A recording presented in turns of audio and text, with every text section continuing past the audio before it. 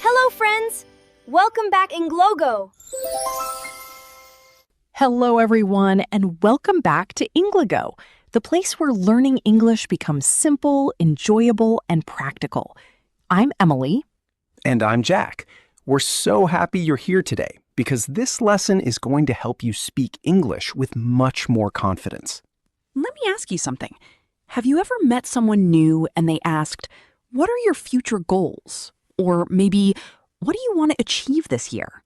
And instead of answering, you smiled, got nervous, and simply said, "I don't know."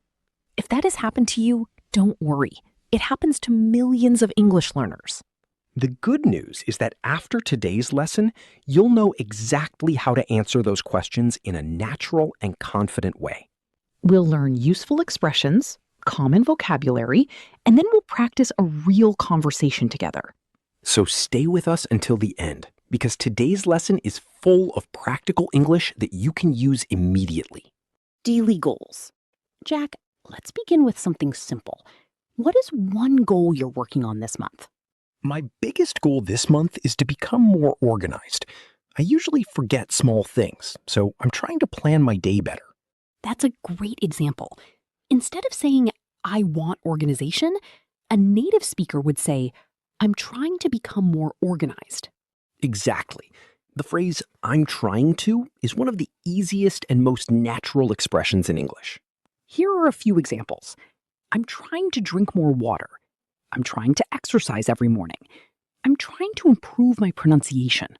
I'm trying to spend less time on social media. These sentences are short, simple, and perfect for everyday conversations. Another useful phrase is, "My goal right now is." Listen to these examples. My goal right now is to save money for a new laptop. My goal right now is to improve my spoken English. My goal right now is to read one book every month. See how easy that sounds? You don't need complicated grammar. Simple English often sounds the most natural. Talking about progress. Emily, sometimes people ask, "How is your goal going?" What should we say? That's easy. You can answer, "I'm making good progress." Or, "I'm getting better every week." Or, "I'm still learning, but I'm improving." I really like that last sentence. It sounds honest and positive. Remember, you don't have to sound perfect. You just have to communicate clearly. Useful vocabulary. Let's learn today's first 5 important words. Number 1, goal. A goal is something you want to achieve. Example, my goal is to become fluent in English. Number 2, focus. Focus means giving your... So don't go anywhere because we're just getting started. That's right, Emily. Now it's time to learn how to talk about our career goals. Jack, have you ever been asked where you see yourself in 5 years? Oh, yes. I used to get nervous every single time. Really? What did you usually say? Honestly, I'd just say, "I don't know." And that's exactly what many English learners do. But today, we're going to change that. So, Jack, what's a better answer? A simple one is, "I'm working towards becoming a project manager." That sounds confident and professional. It also tells people that you're working hard for your future. What if someone wants to change careers? Then they can say, "I'm planning to start a career in the tech industry." That's much better than saying, "I want to leave my job." Exactly. Always focus on where you're going, not what you're leaving. So, Jack, what if someone asks, "What's your biggest dream?" That's a great question. Instead of giving a one-word answer, try explaining it. Can you give us an example? Sure. You can say, "It's always been my dream to travel around the world." That sounds much more natural.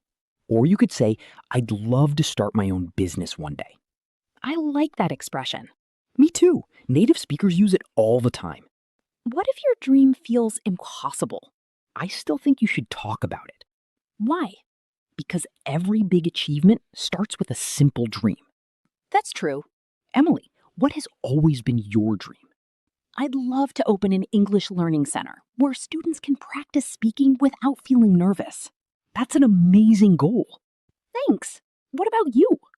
I'd love to visit at least 20 countries and learn about different cultures. That sounds exciting. I believe traveling teaches us much more than books alone. I completely agree. But dreams don't come true without action. Exactly. That's why setting small goals is so important.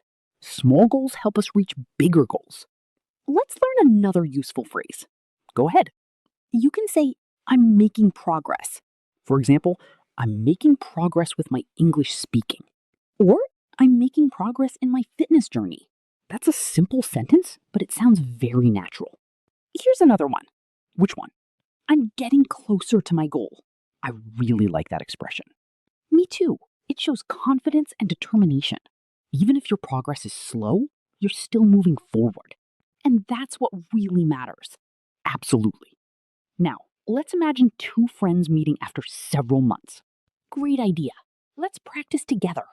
Hi, Jack. It's been a while. How have you been? And that's the perfect place to end today's lesson.